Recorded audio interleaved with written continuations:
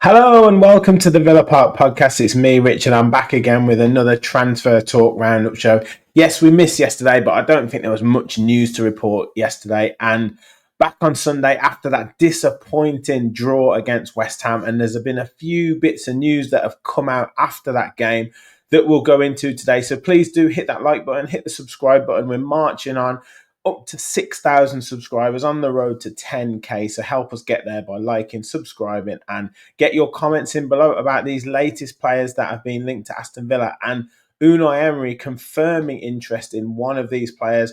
And it's one that has done the rounds for the last probably 2 years since Unai Emery has been at the club, and it may be that we finally sign him. And it's Juan Foyth of Villarreal. Now, he's been on the radar for so long. He's a utility player who can play right back, he can play centre back. I think he's even played in midfield. He obviously played for Tottenham for a time period, been at Villarreal as well for quite a few years, but hasn't really featured too much. I don't know whether that's through injury or whether that's through not playing, not being starting. But we look at him, he played 16 times for Tottenham, scoring 1 goal, was on loan through 2020 to 2021 at Villarreal, where he played 16 games, and then from 2021 onwards has only played 65 games and scored 4 goals. Now, I don't know if that's in La Liga or if that's in all competitions. And he does have 18 caps for Argentina. He's 27 years of age now, 6'2", predominantly a right back. And we know he's kind of utility man, can get forward, up and down the pitch, and, can be utilised in various positions. But is he more of a kind of backup player? I know we lost out on Loic Bardet, but is Foyth the answer now? Are we just kind of trying to sign stopgap players? Is this what we're looking to do? He hasn't really played very often this season at all. 4 games, 2 starts, hasn't scored any goals. It's very difficult to sort of give him any rating really this season. Unai Emery said, he's a player who I like. He's a player who I know what he can do.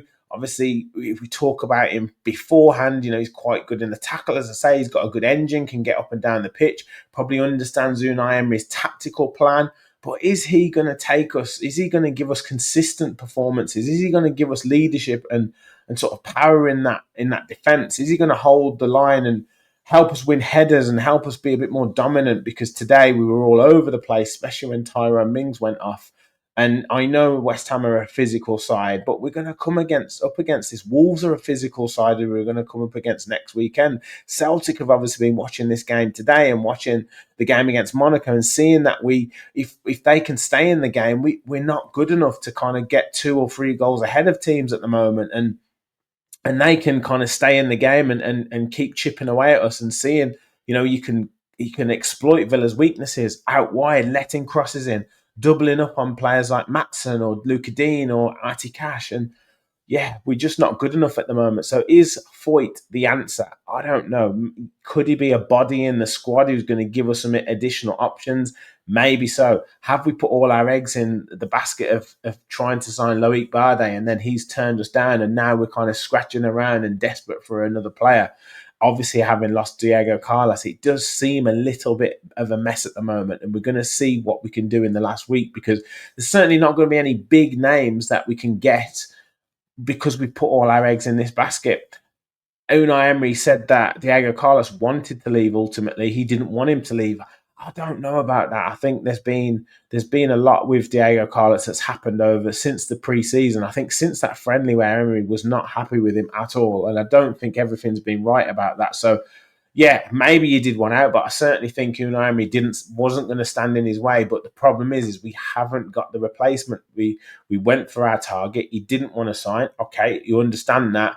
But we need to have backup. Now, another potential backup, and I covered this, I think, 2 weeks ago that this name was mentioned. But again, it's been mentioned that we're exploring a loan deal for Chelsea's Axel Disasi.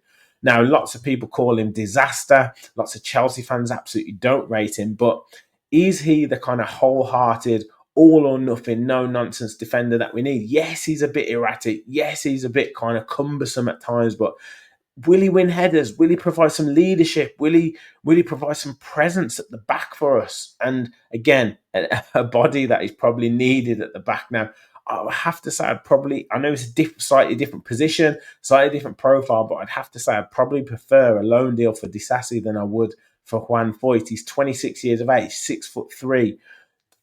4 goals in 37 appearances for Chelsea, 7 goals in 99 appearances for Monaco. Obviously has Champions League experience, has international experience with France. Only 5 caps, but still. And has obviously played for Chelsea. Yes, he's made some mistakes, but who hasn't made mistakes for Chelsea? That, you know, they're inconsistent and almost as inconsistent as Aston Villa at the moment. So maybe that's something against him. I don't know, but he's played 6 times in the Premier League this season, started 4 games. He scored 1 goal and hasn't made any assists. Obviously, he's more of a defender. 1 clean sheet out of those games, 2.5 ball recoveries, and 100% in terms of dribbles, 52% in terms of total ground duels won, 71% in aerial duels won, although not too many there. And, 5.5 times in terms of possession lost, not too bad. Can operate down that right-hand side. He's played more right back for Chelsea. He's probably more of a right-sided centre-back. Featured in the Conference League quite a lot this season. So let's just take a little look at that. Because Chelsea have done very well in that competition. Yes, they're playing against teams that aren't nowhere near as good as them. Operated more on that right hand side, but has played in that right centre back channel. Started 6 games in total, scored 1 goal and 2 assists. Obviously, they're playing very easy games. 94% accuracy, 97% in his own half, 89% in the opposition half. Been part of 2 clean sheets, 2.7 ball recovery, so kind of similar to his Premier League form, 1.7 clearances per game, and then we're in the 40s in terms of ground duels and aerial duels in terms of the 50% mark. So, look, they have a lot of the ball in the Conference League. He doesn't have to get called upon too much to defend. And maybe he's a player who wants to kind of rediscover some form, wants to get a bit of regular football. And now with Tyrone Mings injured, we are in desperate need of a centre-back. So could this one be on the card? Would it be a lower risk in terms of getting Disasi in? It's a low risk getting Juan Foyth in, to be fair, but lower risk for Disasi. He kind of gets his career back on track. I doubt there'd be any sort of option or obligation to buy. And then we can kind of utilise this. Now, I think Emery's been a little bit reluctant to use them low market, but he's certainly going to be forced to do it this time round. I think I can't see a way of us getting another big centre-back in. And Disasi seems like he's available, although Colwell didn't do very well the other day. And I think one of their players is going out to Juventus for either for a signing or on loan. So that could affect the deal. But let me know your thoughts in the comments, Foyth or Disasi or both. Now, we have potentially been in the market for a young Norwegian player called Sverre Halspeth Nipan. You'll have to excuse my pronunciation, but apparently he's a Wonderkid. Playing at Rosenborg at the moment, has scored 13 goals in 53 appearances and represented Norway right from under 15s through to under 21 level. Now has 4 caps at under 21 level. He is being courted, I think, by Manchester City. So very, very highly rated. But apparently Aston Villa are going to invite him to the training ground as well and to see if we can maybe get a signing in there. He's 18 years of age. As I say, has the experience already of first-team football. We know what we like. We sign or trying to sign the hottest talent across Europe. And plays in that central midfield area. As I say, 18 years of age, around about 11 million euros value. Really high ratings this season. Operates down that left-hand channel, the left side, and cuts into the middle there. But really heat map right across the pitch. 28 games, he's played 25 starts. 8 goals this season already in the league. 8 big chances missed. 7 from inside the box and 1 from outside the box. And he scored with his right foot, left foot, and his head. 7 assists, 7 big chances created. 78% accuracy per game, 87% in his own half, 71% in the opposition half, and 59% of long balls and chip passes as well in terms of accuracy. 1.9 tackles per game, 4 ball recoveries per game as well, in the high 50s in terms of duels won, successful dribbles, and ground duels won. So this guy seems to be the real deal. And yes, we understand that the level of football in the Norwegian league isn't the highest, but as 18 years of age, if you're putting these numbers out, if you are performing in the first team against men, you have got something about you. So it's clear to see why Manchester United are after him. But if we can potentially offer him something a little bit better, more realistic chance of first team football, something like that, then let's try and get the deal in. But he would be one, obviously, more for the future than for right now. And we certainly need right now. Now, finally, Emi Buendia, we've talked about him a few times. River Plate were in for him. Besiktas were in for him. Now it seems Bayer Leverkusen are in for him. And it could be a loan again with an obligation or option to buy. He's actually, AVFC Stato tweeted something out this evening that he's actually agreed a 1-year extension to his contract. So whether that is to protect the investment, whether that's to get some transfer money if it happens, or whether he's been promised some more first team minutes. I don't know. He didn't look great when he came on today, although we couldn't really get the ball through to him.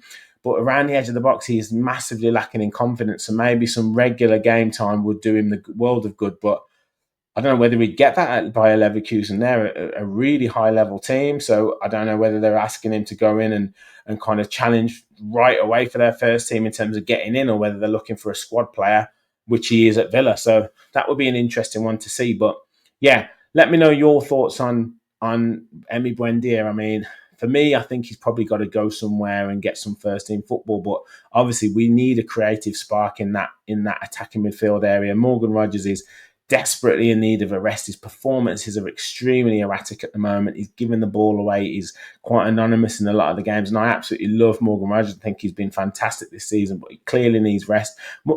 Jacob Ramsey seems like he's getting back into some form. Again, just building his fitness up, but we know kind of how injury prone he is. John McGinn, obviously, yes, we need his drive, but is he as creative as we need? Not too sure. So we're desperate for a player of that with some creative ability in that midfield. We've heard about Asensio, we've heard about Felix. Can we get someone in to provide that creative spark and just give the place a bit of a lift? Because it feels like Aston Villa in need of a lift at the moment. But let me know your thoughts. Juan Foyth, Axel Disasi, Emi Buendia. What's going to happen with them? Are we going to get centre-backs in? Would you be happy with either of those signings coming in? Let me know your thoughts in the comments. Make sure you hit that like button, hit that subscribe button. Help us on the road to 10K. And we'll be back with Talking Tactics, Fans Forum, Celtic Preview, you name it. We've got it on the channel. Thank you all for watching. And as always, remember, we'll follow the Villa.